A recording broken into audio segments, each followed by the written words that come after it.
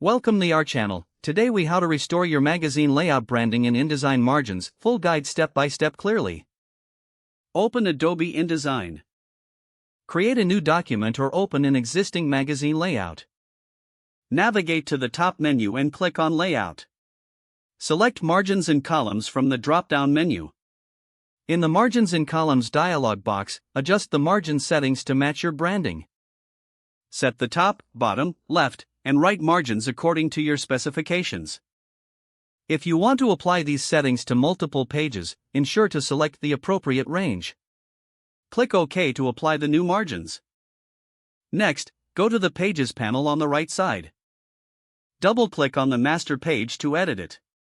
Recheck the margins on the master page to ensure consistency across your layouts. If necessary, adjust the margins again by repeating the previous steps. Once satisfied with the margins, exit the master page view. Return to the regular page view by clicking on one of your document pages. Now, start placing your content according to the new margins. Align your images and text boxes to fit seamlessly within the defined margins. Review the layout to ensure brand style is consistent throughout your magazine.